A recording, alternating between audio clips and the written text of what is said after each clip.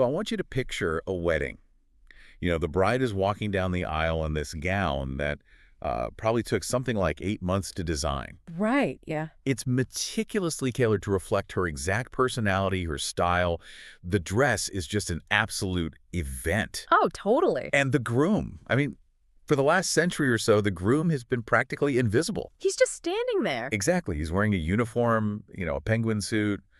It's a standard tuxedo designed specifically so he just kind of blends into the woodwork. Yeah, you don't make a fuss, you don't stand out, you're just there to provide a sharp, monochromatic backdrop for the bride. Right. It is the ultimate exercise in sartorial conformity. I mean, men's formal wear has historically been entirely about erasing individuality in favor of projecting this uniform stability. Exactly. But as we look at the stack of styling guides and fashion articles sitting in front of us today, and today is May 11th, 2026, by the way, that entire dynamic is just being flipped completely on its head. It really is. We are looking at a massive revolution in modern menswear.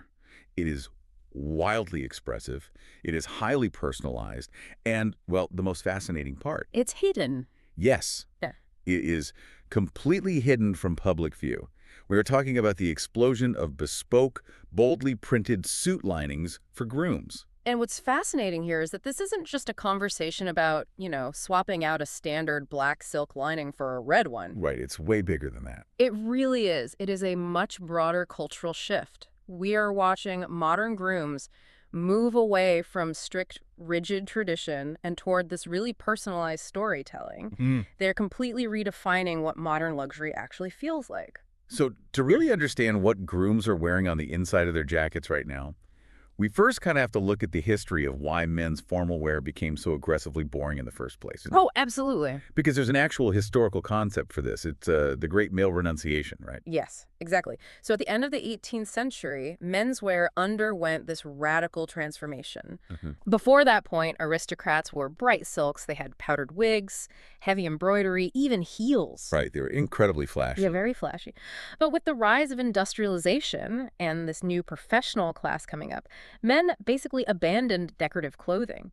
The dark suit became the uniform of serious, rational masculinity. Wow. Yeah, to be brightly colored was suddenly considered frivolous. So for literally a couple of hundred years, we've had this deeply ingrained psychological rule that a man taking himself seriously on an important day, well, he must wear a dark uniform color. Exactly. And modern couples are just hitting a wall with that. I mean, the sources we're diving into show that today's grooms are craving an authentic, highly memorable experience. Right. They want to express their humor and their cultural identity, but, and here's the catch, they are still standing at an altar.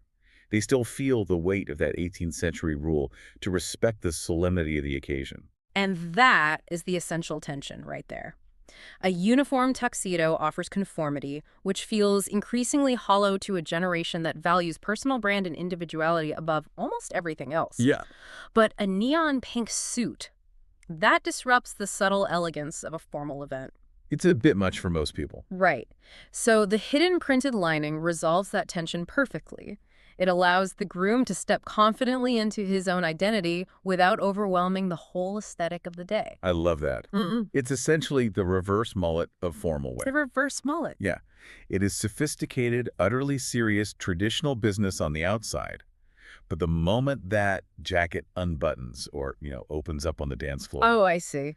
it is an absolute personalized party on the inside. That is a great way to put it. And if we connect this to the bigger picture, it actually mirrors the historical concept of hidden luxury. Wait, what's hidden luxury? So, centuries ago, wealthy merchants who were forbidden by sumptuary laws from wearing gold or purple in public because only nobility could wear I know, right. they would have their tailors sew pure gold thread into the inside of their cloaks. No way. Really? Yes. The luxury wasn't for the public to see. It was a private psychological anchor. It grounded them in their own status. Wow. And today's grooms are doing the exact same thing, but instead of signaling wealth, they are signaling identity. Okay, let's talk about how that identity is actually manifesting, because the styling guides we're looking at show that tailors are fielding an incredibly wide array of requests. It's pretty wild. Yeah, we aren't just talking about a little splash of paisley here.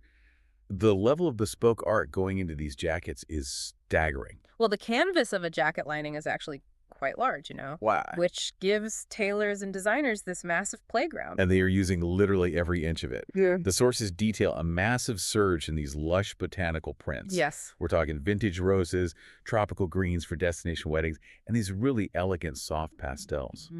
But it goes way beyond traditional florals. I mean, for city weddings, we are seeing a huge demand for architectural designs. Right, the geometric stuff. Yeah, minimalist line art, intricate hexagonal patterns, marble textures that are actually interwoven with metallic accents. Which is brilliant, by the way.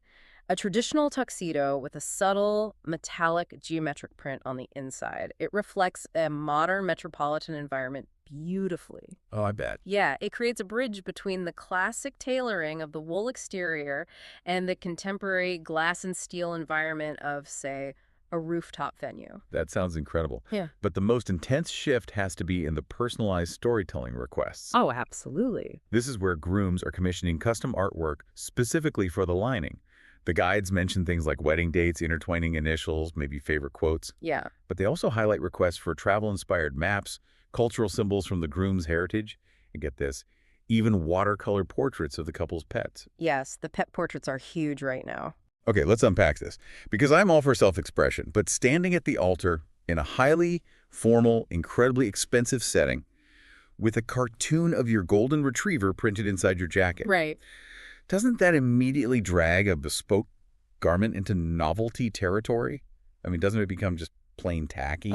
Well, it is the exact line that high-end tailors are actively navigating right now. I can imagine. The risk of novelty is high, definitely. But the reason it works, and the reason luxury houses are actually leaning into it, comes down to the mechanics of bespoke tailoring and the tactile intimacy of the garment itself. Okay, walk me through the mechanics, because an illustration of a dog is an illustration of a dog, regardless of where it is, right? It's about context and execution. Look, Yeah. if you print a golden retriever on the front of a white dress shirt, it functions as a billboard. Right. It's a loud public costume demanding attention.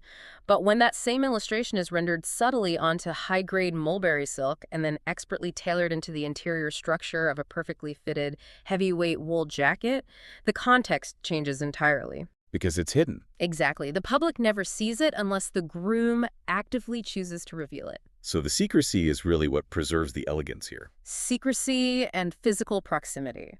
Think about it. When a groom is standing at the altar, feeling the nerves of the moment, that silk lining is resting directly against his ribs. Oh, wow. He can literally feel a piece of his home, his pet, or a symbol of his shared history with his partner.